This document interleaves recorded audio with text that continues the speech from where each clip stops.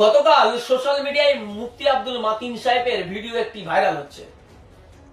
তিনি ভোটারদের বেঈমান বিশ্বাসঘাতক বলেছেন। হ্যাঁ, বলছে মমতা বন্দ্যোপাধ্যায়ের সঙ্গে যদি সংসার না হয় লক্ষ্মীর ভান্ডার কন্যাশ্রীর টাকা ফেরত দে, মাইক করে বল ফেরত দেব, তুমি সংসারও করবা না আর টাকাও ফেরত দেবে না, তোর মতো নির্লজ্জ বেহায়া বেঈমান, মানে ভোটারদেরকে তিনি নির্লজ্জ বেহায়া বেঈমান বলেছেন।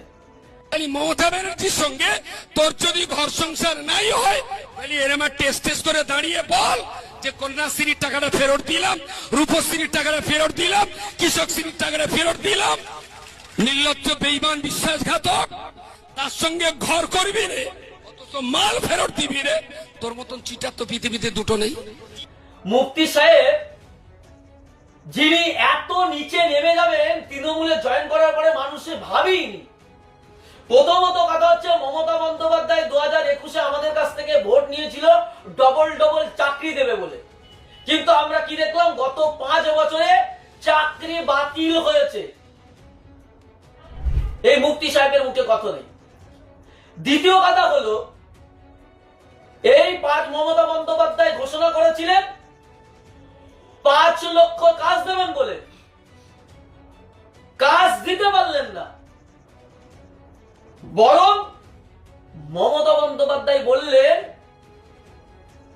কি যে আমার উন্নয়ন শেষ হবে না, বাইবেল কোরআন শেষ হয়ে যাবে। এই মুফতি সাহেব সেই মমতা বন্দ্যোপাধ্যায়কে এখন আল্লাহ মানতেছে মনে হচ্ছে। মুফতি সাহেব এই কোরআনকে নিয়ে কথা বলার জন্য মমতা বন্দ্যোপাধ্যায়কে প্রশ্ন করেন।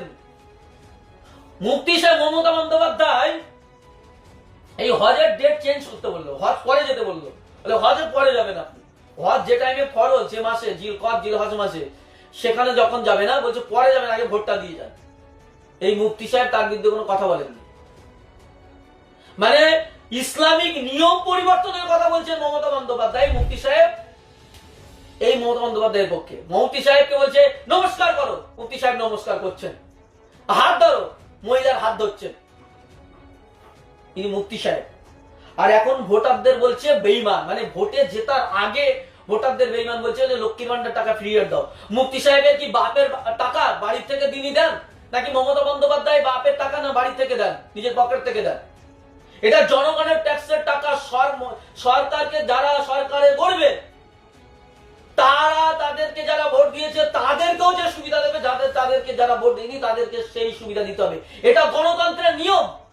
মুফতি সাহেব গণতন্ত্র তন্ত্র মানে না। মনে হচ্ছে মমতা বন্দ্যোপাধ্যায় বাড়ি থেকে টাকা দেয় আর মুফতি সাহেবের বাড়ি থেকে টাকা দেয়।